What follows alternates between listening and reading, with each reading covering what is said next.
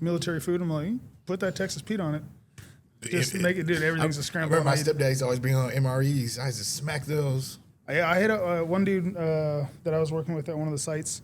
He's like, hey, you got MREs? And I was like, yeah, you don't want that shit. I'm like, that's just nasty. I'm like, I'll eat it occasionally. If I'm not like on deployment, I didn't eat one. For real? What'd you didn't eat? Chow hall, bro. Oh, they had the chow hall. They had good food? It was good when we first got there. Yeah. And then like it was just the same shit every single week. What's the name of this, by the way? The bench. The bench. Does that bother you guys? Nope. I can't read it, but One of your 188 reps brought that in and said,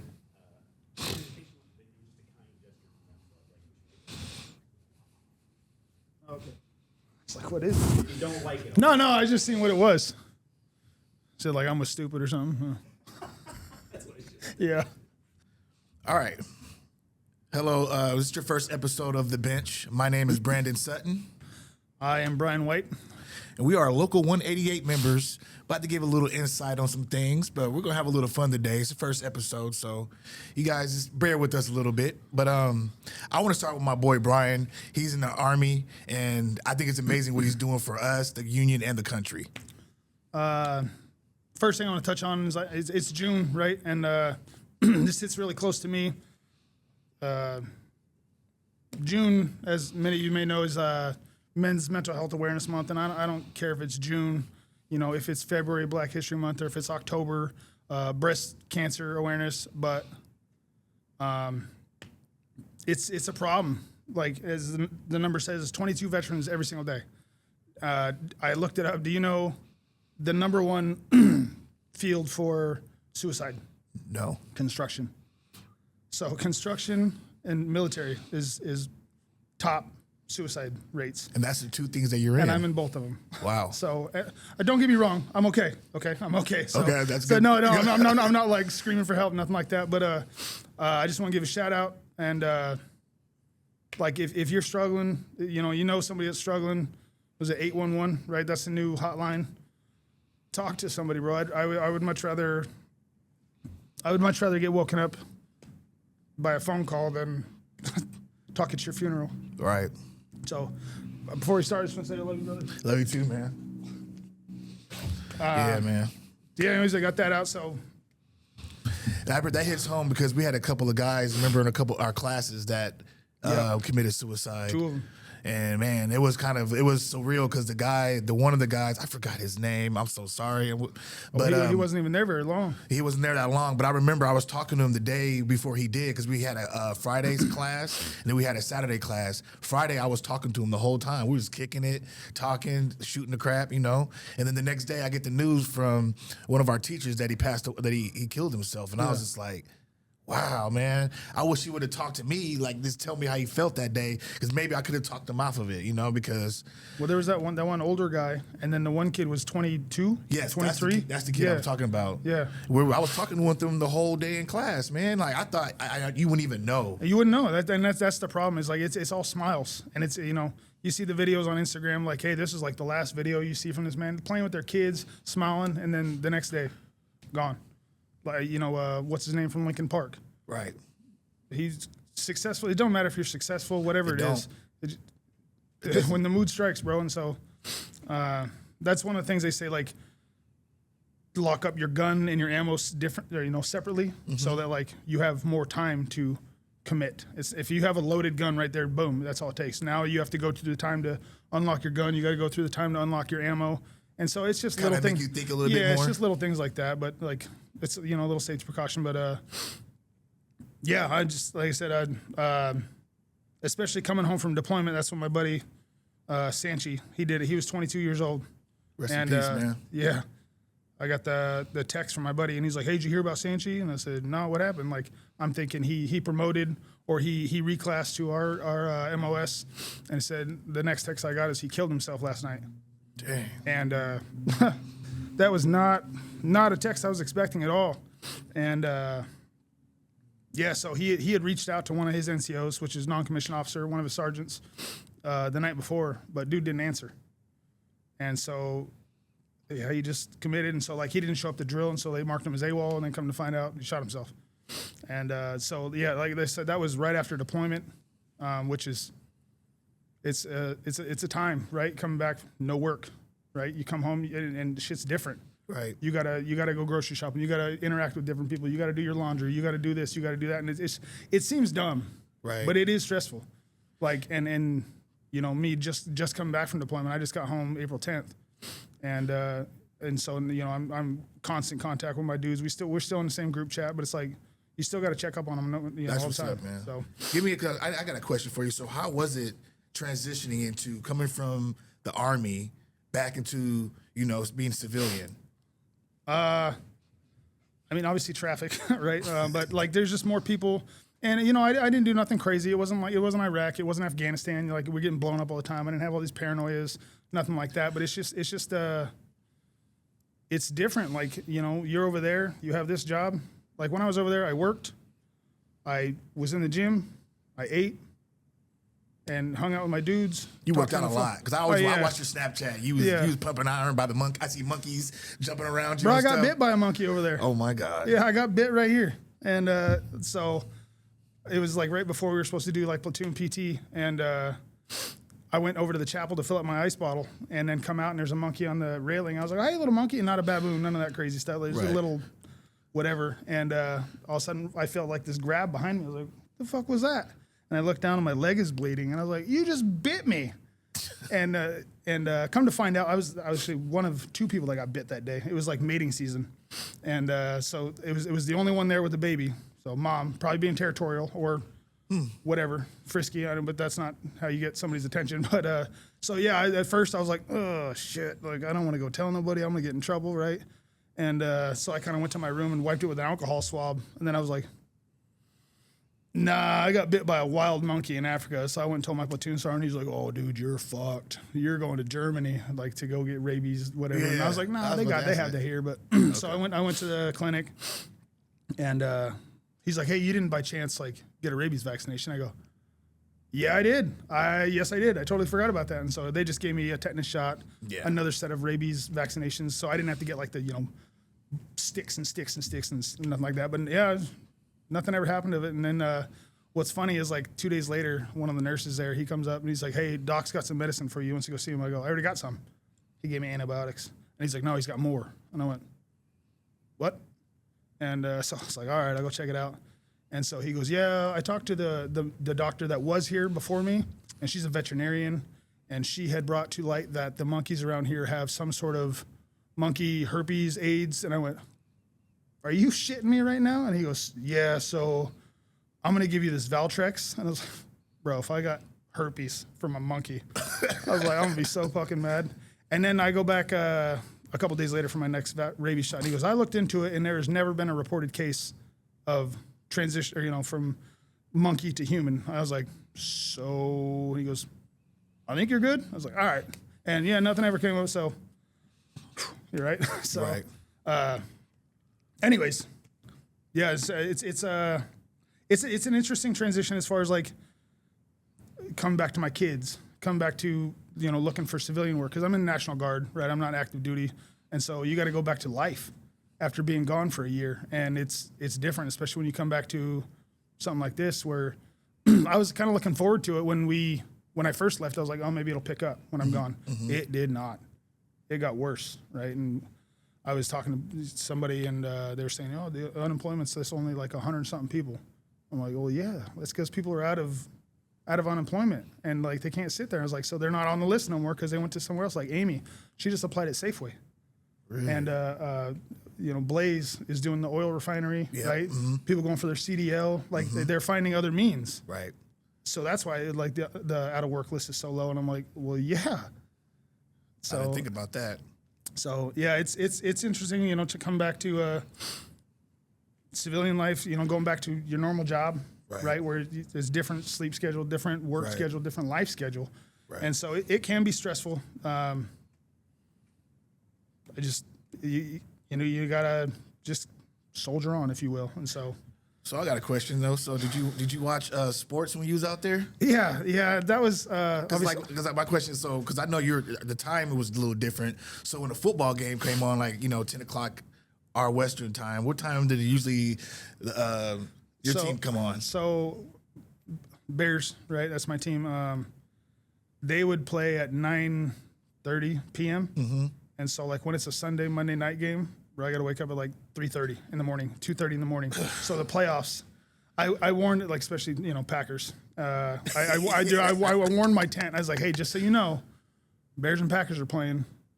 It's 3 a.m. Yeah, it's 3 a.m. I was sorry if I'm loud because we live in a tent. Like, right. It wasn't solo, and so we had 8 dudes in the tent, and so I apologize in advance. That's good looking out. And that first game with the Packers, it was real quiet.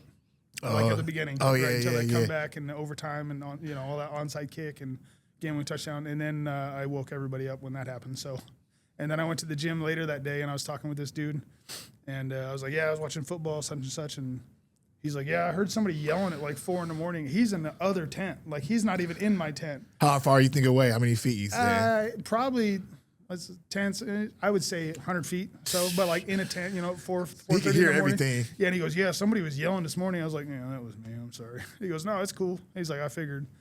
So yeah, it was different. Like having to wake up like 10 o'clock games are at 9:30. The other games are at 11:30, 12. Right. And then like the Monday, Sunday night games are at 3:30 in the morning. So yeah, I wake up at 3, whatever, watch football, go to work, go to the gym. And people are like, are you gonna take the day off since you woke up, bro? I was like, fuck no. What else am I gonna do? There ain't nothing to do but work and work out and eat. And plus, your team was doing so good last year because I know you being a Chicago Bears fan, you have a lot of hard They times. did good in the fourth quarter. But still, they had a better record than they had in the last 5 years. Yeah. They lost some dudes, gained some dudes. Like we got Kobe Bryant from the Seahawks. Apparently, he's a dog. They're already talking about him. Hold on, you got him this year? Yeah. Oh, snaps. So they're talking about him being a dog. Like he's good. They're already talking about like him maybe having a C on his chest. Like he's gonna go in there and be leadership. I was like, he's young still. Obviously, we lost Kevin Byard. Yeah, he went to the Patriots. They're talking about him taking his spot. And then that safety they got from Oregon, the white dude. Oh, you guys drafted him? Yeah. Ooh, And I wanted him too. Well, and so like as a Bears fan, I got a bad taste about like, you got. Yeah, I got Cooper DeJean, man. I got a bad taste in my mouth with white safeties in Chicago, right? And right. Because Adam Archuleta, Chris Conti. I'm got like, you. It's a big ass, shoes to bro. fill. But I mean, the white dudes they're terrible, and so I was like, apparently he's out there hawking. He's a baller. I heard talking good things about playing him, like man. slot, nickel, safety, whatever. So we'll see. They're talking about their line. Obviously, their all-pro center retired out of nowhere. Oh. And so they got another dude from I think the Patriots to fill in for him. The left tackle got hurt at the end of the year, who was a stud. So they moved somebody over there. They brought in a couple dudes. And I'm not so worried about their line because they're working on it. And once last year when they established their run. Yeah, right? I know. They were the number 2 run team in the league. Yeah, y'all were 200 and something yards on us. Yeah. And so they realized, hey, this is us. It's the old Bears, right? Right. The old football. Run, which helped Caleb. And he helped the team tremendously by avoiding so many sacks. Man, he's clutch, man. Some plays, man. And some of those throws, though, I'm like, good Lord. The one that's on the cover of Madden, right? Like, yeah. If he misses that throw, that's game over. Right. That was 4th and 8. What's about the one? Do you talk about the one he ran like 30, and then, 30 yards back? Michael Jordan. No. That was in the Rams. That was in playoffs. Okay. And but like in the Packers, like when he's running to the right and just drops this little dot right over. I know exactly what you're talking about. Open. Right by the sideline. Yeah. If he misses that throw, it's game over. But yeah, in the Rams game, that was the best play I seen, man. He flicked it like and Michael so Vick. he runs back 30 yards, and I'm like, throw the fucking ball, and I'm like, oh, here we go, and then Cole Kmet's wide open. I was like, again, I woke everybody up in the tent because that'd have been crazy too. 4:30 in the morning, right? 5 o'clock in the morning, I was losing my shit, and then. As much as I love DJ Moore and what he did, obviously two game winners against Green Bay this year in the regular season and in playoffs. But that last interception in overtime, he quit. He quit on the route, which everybody's like, you need that veteran leadership. The veteran, like, well, then be a veteran and run that out. Right. That being said, there was an underneath route that he could have taken but he was going for the win, not the first down. But, I mean, you get that first down, you're in field goal range. The Rams already had the ball. That's an easy field goal, game over. But so that was kind of on Caleb, kind of on DJ. Take that underneath route. He was first down, easy. Had room to run. But on to the next one. And I didn't even freak out. I just cool. Which is what I expected for those other 7 comeback wins, right? Because last year they lose every one of those games. Right. The Raiders, the Bengals, the Packers, they lose every one of those games last year. Right. This year they found a way to win. So Yes. I would say I couldn't be happier, but A win's a win. I could be happier, if they kept going. And as much as I wanted to see them beat the Green Bay and Seattle in the playoffs, but Seattle came out and Yeah, they did their thing, man. Shout out to Seattle Seahawks, man. Congratulations, Super Bowl champions. whatever. But And so Bears are coming here this year, and I'm like, oh, cool, I want to go. It's Monday night, which is gonna boost the price. Super Bowl champs, boost the price. Yeah. I already hit up one of the dudes from the union, and talking about his tickets, and he goes, yeah, they're yours if you want them. It's gonna be more expensive. I was like, I know. I'm good. And I already looked, and the cheapest ticket's like $500. Yeah, man. For the nosebleed. Yeah. No. And You so can, I for wanna- $500, bro, you can throw a party at your house, saying. bro. It's catered food. I want to take my boys for their birthday. It's November 8th, I think. Their birthday, Christmas. So they're December, January. Oh, well, that's a good experience for the kids, Yeah, man. they've never been to a football game. We just went to a Mariners game a couple weeks ago for their first time. Went to a Rainers game before I left, and they dug it. They had no idea what was going on, but the noise and clapping, they had a good time. So I want to take them. They both cheer for. My oldest is more, he Bears. I got him Caleb Williams jerseys, and he watches the game. I know he got to be excited. Yeah, and so I was talking to him after the games when I was on deployment, and I was like, "Did you watch the game?" He goes, "Yeah, Bears won, Dad." I'm like, "Yeah, they did." And then the Rams game, I called him. I was like, "Did you watch the game?" He goes, "Yeah." And I was like, "Yeah, it wasn't very good." He goes, "That sucked." And I was like, "Well, you got that down, yeah. But they had a good season." He goes, "But they lost." And I go, "I know, man." But so He's learning how that's how it works. And you know what? They're undefeated now. So, but Yeah, we all undefeated. so yeah, I want to take them to the game this year. We'll see how that goes. Hopefully, we get some. I'm not a Seahawks fan, anyways, but for personal reasons, I kind of hope they tank so the tickets drop. You know how Seahawks fans are. And so yeah, I kind of want to just take them to the game. If not, again, it's a Monday night game. They're in school, and so Right. they're coming from Seattle back to Puyallup. Oh yeah, I gotta go. Did you hear about that rumor about Odozier or what's his name? Odozier, the boy from Odozier? Yeah, I heard he might be retiring soon if he gets one more injury or something. I saw a little article about. I don't know if it's true. Sometimes you gotta. Well, I didn't see that's nothing not about true that. then because I know the way his you're looking dad at was me. his dad was all over social media about how they need to trade him and this and that because he's not getting the ball. I'm like, football is a selfless game. Yep. It's a team game. Man. As AJ Brown. Yeah, I'm about to get It's, into it's, that. it's a selfless game. Like those receivers are like, give me the ball, give me the ball. It's You not can't how do that, that's not bro. how it works. Like you don't win the game, the team wins the game. Yes. Same thing. I just when I came back from deployment, I was coaching my my boys' flag football team. Yeah, I saw that. And so it was the first time I ever coached anything. It was cool. I just asked the coach, I was like, hey, what do I got to do? He goes, come on in. And, bro, they got this little kid. Kid has veins in his calves. He's fast. How old? 9. Dog, he is fast. For And real? we're like, it's they're kids, but it's frustrating. Like, you drop this play, okay, do this, do that. And not one of them do what they're supposed to. I'm like, whatever. Yeah. And so it's like, hey, you're going to take the ball this way and, go up that way, you block. And this kid, he gets the ball and goes that way and then goes, nah, and goes the other way and he's gone. And so, like, and, he was actually a really good sport about it. He started getting double teamed, triple teamed. And I'm like, cool. That means guaranteed somebody's open. Right. And so he understood that. It didn't matter if he was covered or not. Anyways, he's got hands, he's got wheels. I'm like, kid balls. Right. And so, it left somebody else open. And so they ended up winning the championship game, 3rd time in a row. Shout out.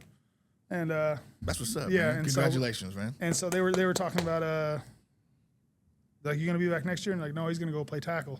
Ooh, like, you're letting him alright. transition to tackling? Yeah, so he's gonna go play tackle. And like me and the coach was talking, like, the only problem he's gonna have is he's gonna outrun the quarterback. Oh, Like he's gonna run further than they can throw. they can throw. Yeah, And so- I used to have to deal with that. But he looks like a little 9-year-old Reggie Bush. Dog. Like, it's stupid. But Man. anyway, yeah, it was cool. But You been talking about this team thing, man. You kind of like woke me up a little bit. This goes to you, AJ. First of all, the Eagles coach, Nick Sirianni, says you cannot be great without the greatness of others. Let me say that again. You cannot be great without the greatness of others. Football is a team sport. Now, you heard what the A.J. Brown debacle and everything has been going on. The boy got traded to the Patriots because he wants to be the man. So there's a picture of him, bro, when he's holding a Super Bowl trophy, right? He's kind of like, then there's a picture of him in the New England Patriots jersey, like, and I was like, bro. And then he had an interview right after we won the Super Bowl. He's like, I thought it'd be better. I thought it'd feel great winning the Super Bowl. I'm not satisfied enough. And I was kind of like, what? Yeah, That's he came out like won a Super Bowl, but he wants more personal stats. Exactly. I was like, bro, so me personally, I wish we could have sent him to the Browns and let him get like 1,500 yards a year and be sorry. But that obviously didn't work. But the real truth, everybody, the real truth on why A.J. Brown went to New England is because of a massage therapist. The massage therapist person, to get massages. Oh, that's why you want to go to Cleveland and link up with Deshaun? That'd have been perfect, right? They'd had a good little. Well, he had a massage therapist that he was sleeping with, right? Allegedly, and there was an Eagles player that was sleeping with the same player, sleeping with the same person. Now, A.J. Brown and Jalen Hurts are best friends, or supposed to be best friends. A.J. got word of them two talking to the same massage therapist. Well, A.J. got mad that Jalen didn't tell him about the other guy messing with his. He thought it was his girlfriend. He was getting feelings, whatever, right? We call him Mr. Tenderism. He's tender. So he got word about that. So A.J. got mad that Jalen didn't tell him. Well, Jalen's trying to win a Super Bowl. So I don't understand that. That's why I was like, what? Now all this antics that A.J. Brown was leaking to the media, all the stuff. He was leaking, I'm not happy with this and happy with that. Now, as an Eagles fan, I was in my emotions like, yeah, right, this ain't true. Man, the whole time it was true, man. So that's why we got rid of Hassan Reddick. We got rid of him 2 years ago. That make A.J. happy because A.J.'s our star. I get it. But he put a sour taste in my mouth when he came back to the Eagles facility, signed his name on his jersey, and said the best receiver ever in Philadelphia Eagles history. Like, are we serious? you ever heard of T.O.? Terrell Owens, even Carmichael. You know what I mean? We got just multiple guys that I'd take over T.O. First of all, he was 38 in separation rate. Yeah. To get separation. He can't get separated because he has a bad knee and he ain't that fast. He's a physical dude. Wow, we have a guy like Devontae Smith. Just take the back seat. We drafted him, a Heisman Trophy winner, had one of the best college careers in college history. Had to sit on the sideline. Or he didn't sit on the sideline, but he took the back seat, man, and took less money to stay with the Eagles. That's the type of player I want. So when we got rid of A.J. Brown, I was more kind of relieved. At the end of the day, it does make our receiver core weaker. I can't deny that, bro. We're not as potent on offense. But everybody's making it seem like it was Jalen Hurts' fault, and I'm tired of the Jalen Hurts hate. Well, that's what they're talking about. He's going to go be successful now because he's with an established quarterback. Do you know he averaged? What was wrong with Jalen? You got rid of one. You got rid of one toxic, selfish receiver, right? Stephon Diggs, to replace him with A.J. Brown. Good point. That's the same thing. Good point. That's the same thing, bro. Same thing. And so, good luck. Man, I think what we're going to do, the most thing we're going to do, bro, I think we need to get our offensive line right. The reason why we got to the Super Bowl that year because of Saquon Barkley. Nobody can tell me that. He had a 2,000 yard. He broke the NFL record. If we keep running the ball with Saquon Barkley and keep it like that and just I feel like they kept it out of his hands last year. He didn't get the ball nearly as much as he should. Because our offensive line was trash. We couldn't even. He reminded me of it was like on the Jets or the Giants. He'd get the ball. He got to break a tackle to get the ball immediately. Yeah, because our center had he had like a broken something in his back. Our left guard was all busted up. Our whole offensive line was trash, bro. So it was like it was a different team. And then our offensive coach, offensive coordinator, was the most trash offensive coordinator in NFL history. He was trash. Garbage. Talking about the Bears running game, like when we was over in deployment, we sitting around in the tent waiting for whatever and playing Madden. So what, you play Madden? I was like, yeah, occasionally. They think because I'm 40, I don't play video games. I'm like, right. I mean, occasionally, yeah. And so everybody's picking the Eagles or the Chiefs or whatever all-star team, and I'm like, Bears every time. Right. You just pick the Bears every time? That's my team. You didn't talk shit when I just ran all over you. Yeah. That team runs. I go, yeah. No, man. Yes. And then so like one of the games, I kept the ball the entire first quarter running. And they got mad about that, didn't And they? it did. I won 13-7. I'm like, you ain't got to throw 50-yard passes every You time. don't. We had a little tournament. I won. It was me and this other old head. Like, it was just the two old guys playing in the championship game. Of course, he was the Packers, but I won. So, and he would play with whoever, like the Ravens, because Derrick Henry would just demolish people. He would play with the Eagles because Saquon Barkley was a cheat code. But when he played me, he would always play with the Packers. He's also from Milwaukee. Okay. And so he did it in spite of me, and because that's where he's from. So he said he used to be a Packers fan, whatever. And so yeah, he did it just to spite me. But I think I maybe got him by one game. We played back and forth. Hey, you trying to get on sticks? Yeah. And so every time, so you always pick the Bears. You always just run. That's what you're supposed to do if you want That's to what win. you're supposed to do. I was like, and they stop it. You don't like it? Stop it. Yep. All right. The object of the game is to do something that the team can't stop and get into the end zone. Yeah, they're you could scoring do 60 150 times. 60-40, and me and him are 21-14. Like I like a real those game. games better. They pass on fourth down every time. No, see, you can't. And I I'm can't like, take me and people him are serious punting, like that. playing, kicking field goals, like playing a real game. And That's they're just how I like, play. I'm gonna go for it on 4th and 25. I'm like, all right, good luck. So it's whatever. Okay, but we're going to transition. We're going to talk about some real important things, man. What's going on with the State of the Union? We have a special guest, Lisa.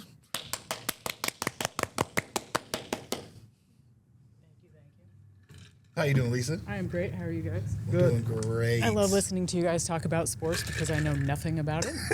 Yeah, you So I could have just chimed in at any moment. No, because I'm not gonna. All I know is my dad was a Cougars fan, and I don't know why. I think he just went to Washington State University, so it just for worked him. out that way. But yeah, so it's fun listening to you guys talk about the So- Bears and everybody. I want you to introduce yourself and what you in your position in this union to everybody in the crowd, please. Sure. So I am the assistant business manager for District Council 5. I was the business rep for 188, and then I transitioned into this role now, which essentially, so Todd Springer, who's the business manager, I take care of everything that he assigns to me, Okay. and then I assist the directors because we have multiple different directors, and the directors are responsible for the business reps. So it kind of there's a pyramid, if you will. So that's Okay. my job, but I'm more Glazier centric because I come from 188. So I was out in the field for just over 16 years. Wow. I came in as a field rep for 188 in 2016, right before our strike that we had. So that was quite the transition. And then after about a year of field repping, I became the appointed business rep. Okay. Stayed doing that until 2019, and then I took on the assistant business manager role and the business rep role. So I did wow. 2 jobs for a while, and then Kevin Brady came on. Forgive me, I Shout don't out know if it's Kevin. been 2 Shout out years Kevin. now since. Yeah, he's at his son's graduation today. Otherwise, he'd be here. But so now Kevin's the business rep, but I help with all things Glaziers and health and welfare and pension. And Yeah, everything else. I like that you you're done with like the field, right? But you still are in for the love of the game, if you will, right? Still Yeah. trying to help, other Glazers, trying to find work, trying to stay communicative, and just trying to keep it going to what you know, right? And you Right. and I wouldn't have guessed like you have that experience, like maybe pointers or something to younger dudes, whatever, like, or even now that you're in like the business side of it, understanding the politics. I'm quite ignorant as far as like the politics of all this stuff. Me too. And so that'd be a good reach out for like advice and Sure. or just know, right? Yeah. To know what is why is what, and that's a lot of things like military. Like if I tell you what to do, well, why? Like I'll do it. I would just like to know why, right? Yeah. And it's a good reach out, a good resource to know the ins and outs and the whys and the whos, and Right. like if I need this, or you may know somebody who's hiring potentially, and Yeah. just reach out and understand what is happening. Yeah. Well, first of all, thank you for your service. Of course. I didn't get an opportunity to say that. Yeah, it has been very slow. We were somehow sheltered from, when COVID hit, it just threw everything into a tailspin, and it just hasn't righted itself yet. We've been very hopeful. we've seen, you know, kind of fits and starts of things starting to go in the right direction. And then for whatever reason, the economy, politics, all these other things play into affecting our region. And unfortunately, that is a lot of what is controlling the workflow right now. So my job, or a lot of my job, is being in communication with the employers, finding out what their struggles and pressure points are, trying to, I mean, we have very limited ability on what we can assist employers with. But if they tell us, oh, we're really struggling with getting these jobs started because the permitting process is so slow, that's information we pass on to our political department, because they're in the halls in Olympia, and the politicians know the permitting process is horrible. It takes forever. So that's a lot of what slows these jobs down. Yeah. Or material shortages is what we dealt with for a while. They're slowing these jobs down. And then once all those materials showed up, we had like this big boom of work. Those jobs got tied up, and then people didn't go back to the office. So you have a ton of people working remote, which good on them, but then that affects us because It our also job helps, is to like, build people found out buildings. it's cheaper to have people work from home as Right. opposed to rent this big building. Because, you know, living in Washington, everybody understands that, like, the cost of living is high. Yes. Well, the cost of buying permits or buying buildings or just building in general, that's also high. The Yes. property, Materials. the materials. And so that I assume, correct me if I'm wrong, that's probably part of it, is it's so expensive to do anything here. It's a lot of it. I was speaking with a couple of employers who work with developers, and the hard part they're having right now is getting these jobs to pencil out, because a lot of the push is better priced housing. Sure. But the only way to have moderately priced housing is somehow build it cheaper. Well, how do you do that when materials are up, fuel is up, labor is Yeah. up? So these jobs are not penciling out, so they're just shelving them. Or they're taking buildings that already exist and transitioning them to residential, which is actually a lot of the early 2000 work was commercial properties going residential. You'll notice if you're in this industry long enough, there's kind of an ebb and flow on what gets built. There's going to be a push for housing and residential, then there's a push for office and commercial, then there's more of a, you know, they're trying to blend these buildings now to have mixed use. So it is extremely important to pay attention to the policies that are being passed and the different building trades that are involved in it, because that affects all of us. So Okay. I know the first job I was on was the I don't know the name of, like, the Twin Towers up there in Seattle. correct. And I know that got paused, as far as I know, like 4 or 5 times. More than because that. of So they're off again. They're on again. They're off again because of the funding. Whoever, you know, wasn't financing it. And it's So that like, was West Bank. okay. And they had multiple buildings in our area. They still do. They're a financer out of Canada.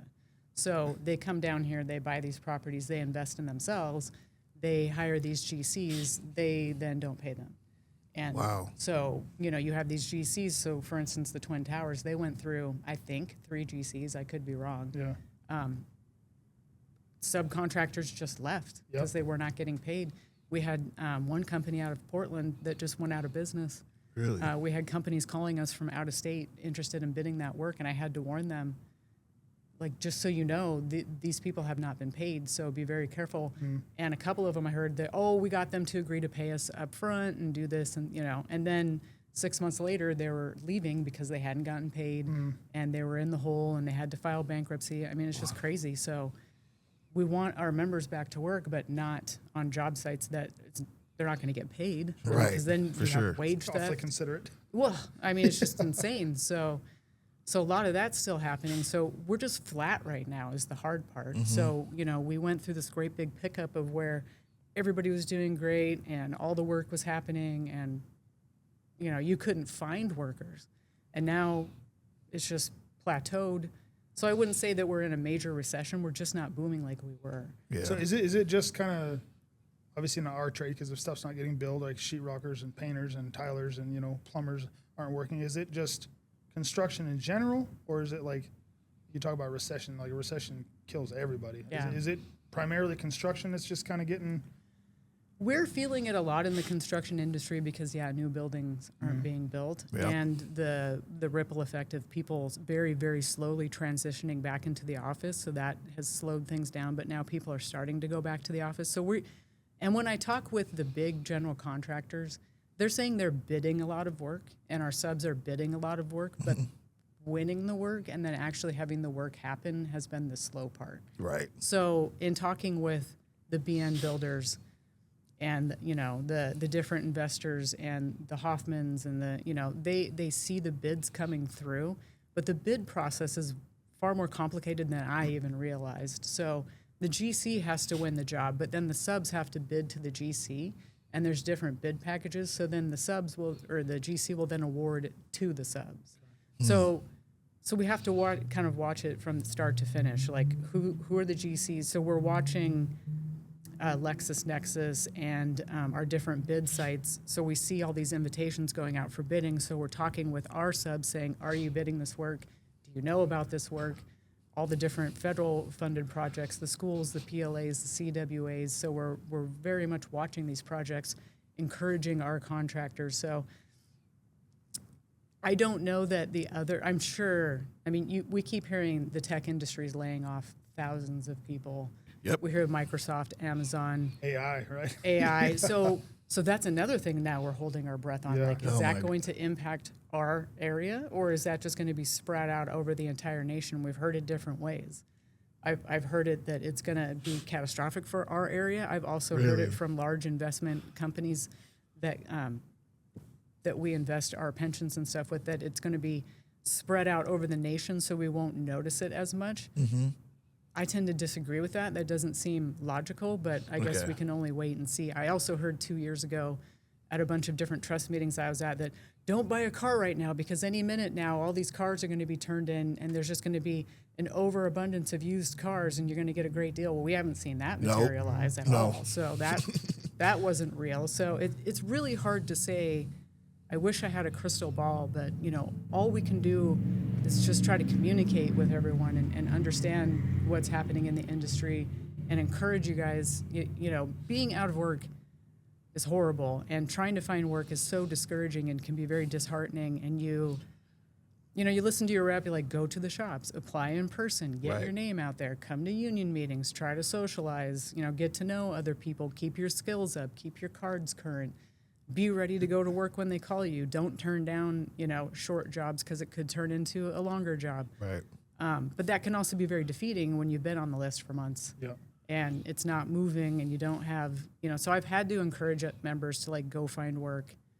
I had a member call and say, would it be okay if I take a job at Boeing? I had a member call and say, would it be okay if I went and worked at the school district? Of course.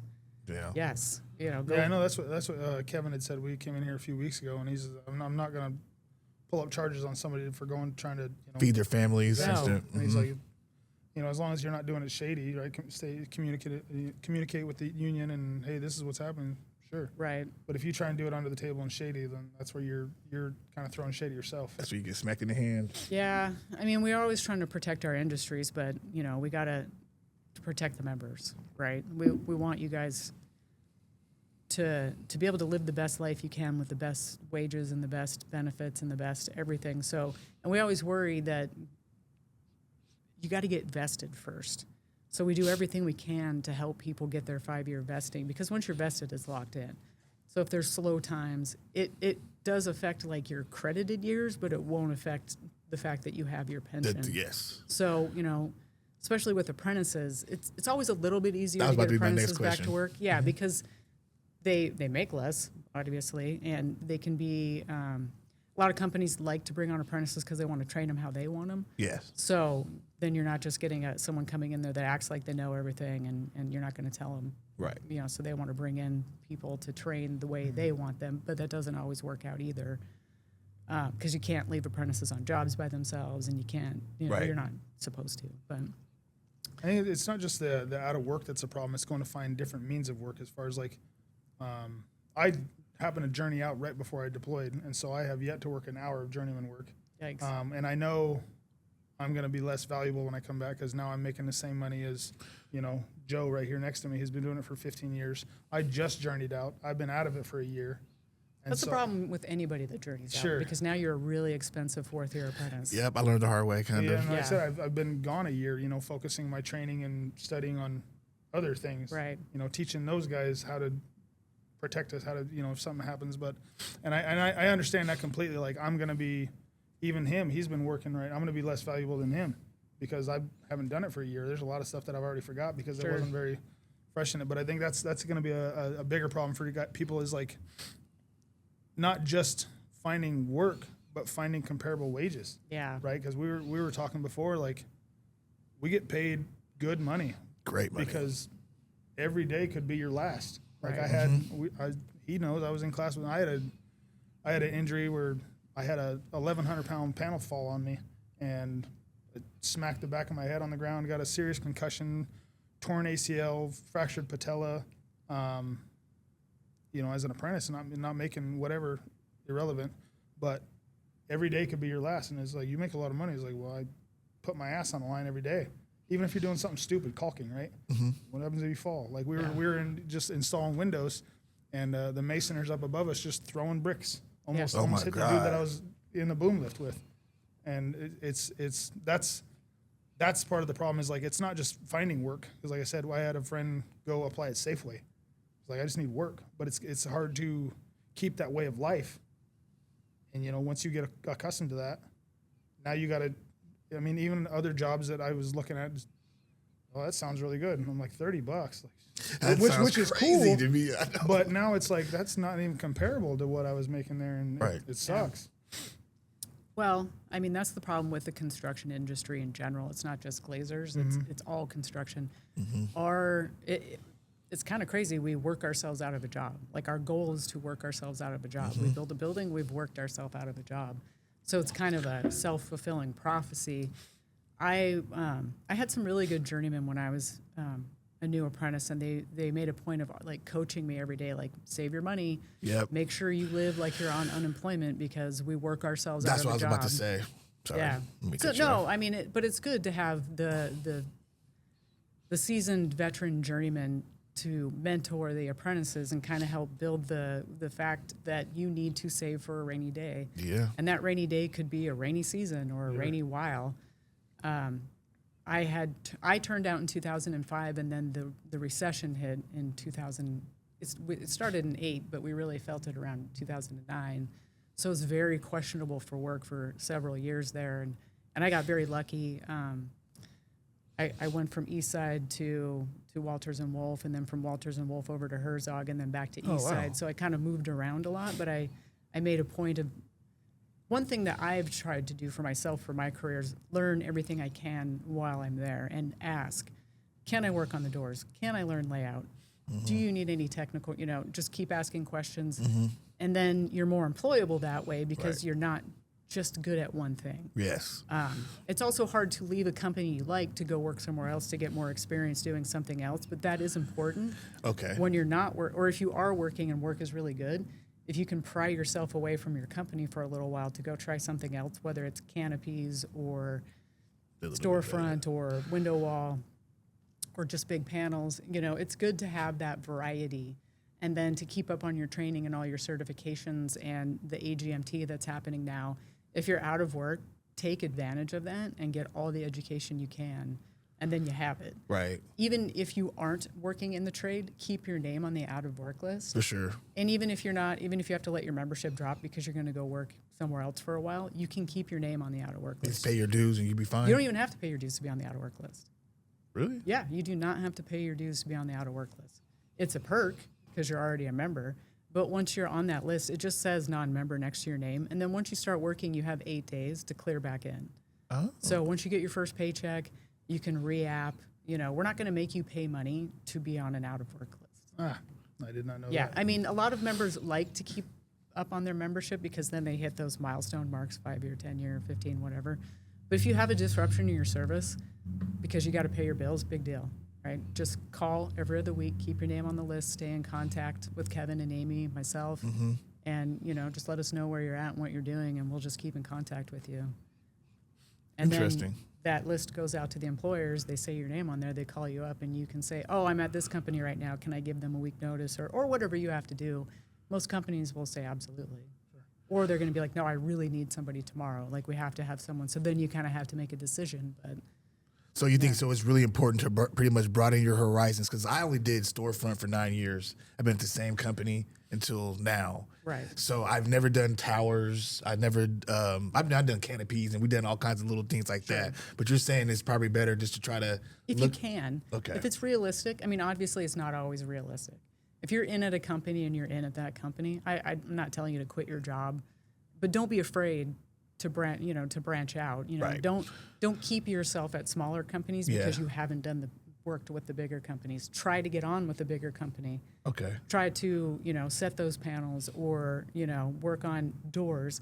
Doors is a big one that not a lot of people get an opportunity to get hands-on experience with because they are expensive. Yeah. And Sometimes time-consuming. sometimes I get a little nervous with doors. I ain't gonna lie because They're like I push the horses. wrong hole. Yeah. You know what I mean. But There's I've done the always doors and something wrong with stuff. them. On that, I had the last company I worked with before I left, he asked who I had worked with before, and I told him who I worked with, and he goes, "Oh, you're not one of those fucking panel guys, are you?" And I was like, "No, I've done other stuff, like that's what I started as, but I've done this and I've done." He's like, "All right," and I was like, "But I would love to learn more," and that's one of my biggest things is it's attitude and it's effort. Same thing I told the kids playing flag football. I was like, you can be the fastest, you can be the biggest, you can be the most skilled, but if you can't teach effort. Right. And so to me, I've had foremen come up, "Hey, need you to do this. Sorry, I had to go scrape some fire protectant off this beam." He goes, "Sorry, man, I know it sucks." And I go, "Does it pay the same?" "I don't care. I'll do whatever you want me to do." For sure. I'll lump shit all day. I'll do dirty stuff. I don't care. I want to work and honestly, a lot of people come in there bitching and griping every day, and I'm like, for what? You make great money doing this. I worked with this kid when we had to do a cleanup of the site, right? The two people from each company, and we're sweeping all day. And he's like, "This is fucking bullshit. I'm a glazer, not a I janitor." hate people have that attitude. And I'm like, "How much do you make?" He's like 50 something. I was like, Man, "And you're shut up." 24." Yeah. I was like, "Go work the Can you $9 hour a job that I was working when I was your age." I was like, "I'm more than happy to. I'll sweep all day if you want me to." Yeah. And I was like, it's attitude, Yep. And I'm hoping that other companies that I work for don't have anything bad to say about me. Am I the most knowledgeable? No. I'm willing to learn. I'm a fast learner, and I will do it without bitching and griping. And it's every day. It's dudes come in, "Man, I gotta go fucking do this." It's like, whatever. I also think though too, because you just told me earlier, oh, Brandon might have a little bit more. Bro, you're smart. I've been in class with you. I think it's all about confidence, bro. Sometimes I be catching myself. I know what I'm doing. I just had the confidence to do it. You know what I mean? It's all about more confidence, bro. Because that's and the big willingness to learn, because Yep. nobody knows everything. And if you go work for someone that thinks you should know everything, then you probably don't want to work for them. We all that's have to key. learn. So, and just because you don't do something for 5 years and all of a sudden you're back to doing it again, you just have to refresh your memory. Sure. Yeah. And things change. Industry standards change. Instructions change.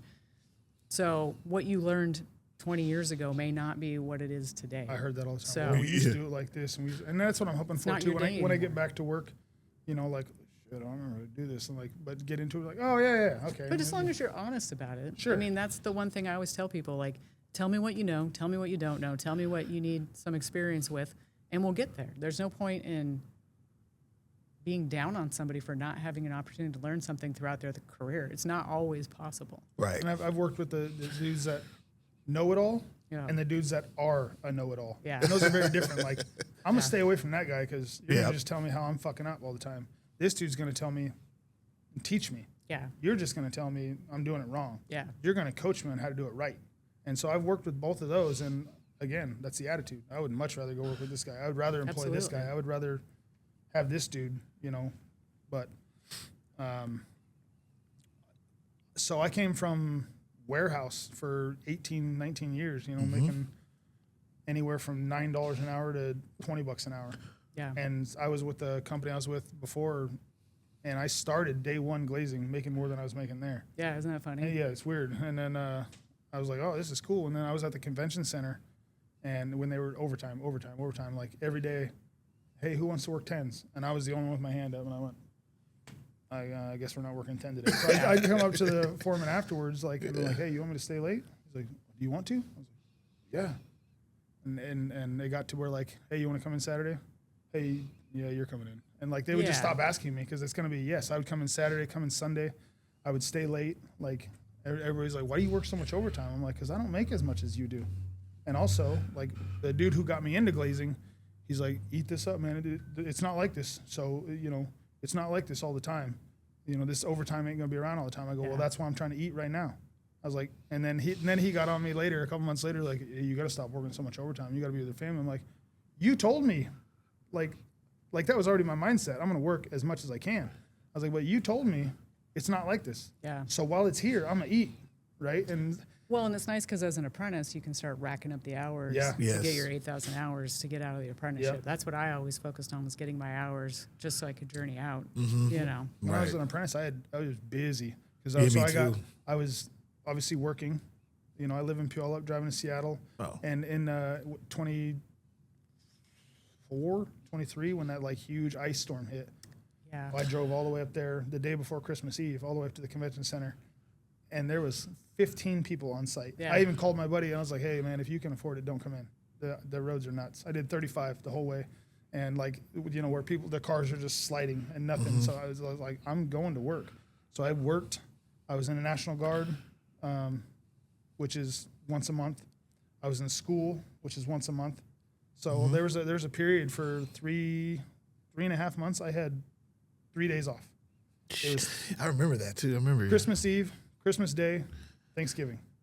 Those are the only days I had off in that whole period, because I was like, I'm going to work, and That's I have exhausting. I have to go to school, I have to go to the Guard, I have to do this, and the companies that I've been with are super cool about the Guard. Like the warehouse I was with, you got to go do that again. Yeah, but every single company I've been with, glazing, hey man, I got drill this weekend. All right, cool. Yeah. Cool. Yeah. And they're super cool about it. And I the last company I was with, I'd asked to get laid off so I could have some time with my family before I left. Absolutely, no problem. Yeah. And then come to find out, dude, I told him where I was at, what unit I was with. And he's like, oh, you're out there and such. I was like, oh, you were in the Guard. I was like, you know how it is. And so I was like, we're in. And so I explained to him. He's like, yeah, no problem. So he gave me a layoff a couple weeks before I actually left so that I could spend some time with my family, because I was not, doing this apprenticeship. And then my apprenticeship was going to end in July. Wasn't that what it was? Yep. Well, I was leaving for pre-mobilization training over in Yakima in June. And I was like, I have 2 classes left. Yeah. And I have to do my final. And I was like, and I'm going to be gone. And so the Guard was like, oh, well, we'll figure out how to get you back. And I go, I don't trust that. Yeah. So I talked with Mike, and I was like, hey, can I squeeze in, like, do my class and then come in on your class, the AAB, and then do my last class, and then I'll come in after work, because I was working over here in Bryan. I was like, can I come in after work and do my final? He's like, yeah, we got a pre-AGMT coming in. Like, you can come in and take your final with them. And so Mike really helped me out. He did. He looked out for you. Yeah, he accommodated me, because I was like, I want to get this done. Yeah. I don't want to come back after a year and take this test that I'm like, I don't know. And so he let me squeeze in my classes, let me get my hours in, let me finish my test. And so by the time I was done, I was good. And I'm like, all right, cool. I'll see you when I get back. And Yeah, Mike's a huge help. he really helped me out as far as, like, I was just a little bit short on hours as far as work, because I was working all those overtime. And he wrote a letter to the board recommending me for my journeyman status. Yeah, I remember. And I was like, oh, really? And he goes, yeah, they approved it. Congratulations. And so I was in Yakima on the machine gun range as he called me. And he's like, what's that noise? And I was like, we're shooting guns. He goes, oh, cool. And Yeah, we started fired. bullshitting with that. And I was like, no, I really appreciate that. And then I was like, cool, once I get back, I'll be this. But then since I've been back, I haven't set foot on nothing. So I'm like, haven't worked in, I haven't gotten a taste of that, journeyman pay, but patience, I suppose. But I say this though. Well, it seems like if he wasn't in the union, they'd have been like, "That's your problem." Yeah. And that's the big positive thing that I love about the union, man. Like they really, like it's changed my life. It has. Like I'm so grateful for the union. I'm so grateful for, glazing and everything. It has its positives. But we have, like, for these last few minutes, I want to talk about, what's our advice to. What could we give advice to apprentices right now? With all the layoffs and everything, what do you think would be a good advice to them, the young guys coming in? Or They just have to learn. The good times are not always going to be the good times, and the bad times will get better. You just have to learn how to manage yourself to be prepared for both scenarios. And I know Gotcha. that's asking a lot.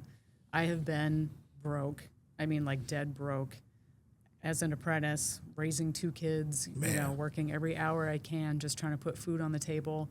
I've been the person that has, you know, scratched up all the overtime I could. You know, I've been on unemployment. I've been the one on the other side of the phone calling the hall saying, is there any work out there? You know, I've been the one going to the shops, you know, knocking on the doors saying, is there any work right now? Is there anything, you know, and they tell you like, oh, maybe in 2 weeks, call us back, or, you know, we're just waiting for this job to break, or, you know, so I have been discouraged. The best thing I can say is do everything that your coordinator and instructors are telling you to do. Make sure that you're taking every opportunity to learn everything that you can and make a good impression for yourself, because this is a small, hyper-focused local. Okay. Everybody seems to know everybody. So if you're going to have a crappy attitude and shitty work ethic, that's going to follow Oh, yeah, you. it's not going to work. So, and, you know, do your very best to try to get involved with your union so you can socialize and can get to know people and can kind of learn the different ins and outs. So it's not so hyper-focused on just this one thing. If you Right. can broaden your horizons, it may not feel productive right now, but in the long run, it will serve your career. Okay. So just always stay on top of your blue slips. Don't let your training, And that's like the slack. easiest thing, the blue slips Sure. to go on. but it can definitely screw you up as far as like getting out of the apprenticeship. Don't make more work for yourself than you have to. Got you. Right? Don't make it harder on yourself than it has to be because you don't feel like doing this thing right now, or you don't feel like taking your Saturday upgrade class, or you don't really want to like go out and knock on doors and like go into the shops because you've already done it. You have to. Okay. You got to get out there. You got to get, because there's just too many of us and not enough work right now. So Right. if you want to get out in front of it, you just got to be repetitive and productive and advocate for yourself. And just know that you can keep your name on the out of work list even if you do have to go find work somewhere else. You do not need to pay your dues to be on our out of work list. You have an opportunity to remember up once you start working again. Talk with your business rep and your field rep. Stay in the loop. Get to know the different programs that we have. We have grants that we're always, you know, that the apprentices can get more information on Yeah. from Amy. There's Puget Sound Labor Agency. There's different programs where they'll help you build your resume so you can actually go in and hand something to the employer, so you're not just Jim with a phone number on a Post-it note. You're actually, you know, right there, and they're like, oh yeah, I liked that person. You know, have your tools with you. Yeah, Be okay. ready to work. You never know when they're going to be like, oh, start right now, which I've heard of that, but I've never actually experienced that or met anybody that's had that experience. But the rumor is if you bring your tools with you and you look like you're ready to work, they're going to be more prone to They'll take you actually hire serious. you. Yeah, so I would definitely go in there looking like you're ready to go to work Got and you. not just flip-flops and whatever else, because they're not going to take you seriously. So, That makes sense. you know, just do the things that you need to do to take care of yourself and your family. Be smart about it. Ask for help, and, you know, don't wait around for opportunity. Go be your own advocate and go out there and create opportunities that you Okay. can. And just know that it's not going to be slow forever. It just feels like it's going to be slow forever. Just don't give up hope. Yeah, don't, you know. And if you do have to go work at Safeway or wherever, that's okay. You know, you got to pay your bills. We're Right. not going anywhere. We'll be here for you when you get back. Maybe you'll get a call from us saying, hey, guess what? This place is hiring. And like, oh, you know, and get out there. Bet. And don't let your certs lapse, because nothing ticks off an employer more than when you show up and they're like, okay, we're going to hire you. Oh, I don't have my lift card, or my Fall Pro's expired, or oh, I never bothered to get my first aid. They hate that. Yeah, So, that makes sense. Yeah, I'm gonna have to. I have to redo my all of that OSHA. being gone. yeah. Most of it, like So take advantage of that now. I mean, if you can, take advantage of getting your classes up to date. Take advantage of doing the AGMT training if you haven't done it already.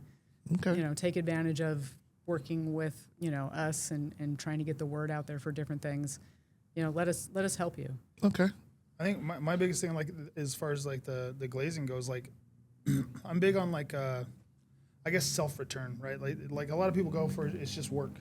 I like it. I like having something to show for my efforts. You know, when I was in a warehouse, I could, you know, drive around like, oh look, Daddy probably picked some chicken for that Chick-fil-A.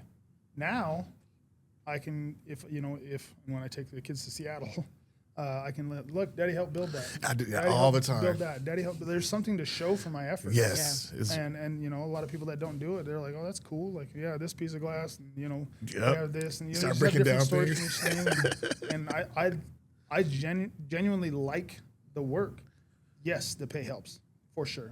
I'm not gonna act like that's not a thing, but I like the return. Like it's a the passion, you know, when man. you make something at home, I've showed you the stuff that I've made, you know, there, and I'm like, Yeah. it's cool. Yes. Like, you have something to show and something to be proud of, and you know, and I like the actual job. Like coming from some of the warehouse jobs I did, I worked at Exide Batteries where like I could go in the shower every single day and scrape the skin off my hands because the battery acid would eat through your clothes. I had plaster in my eyes and my hair, and you know, making $9 an hour.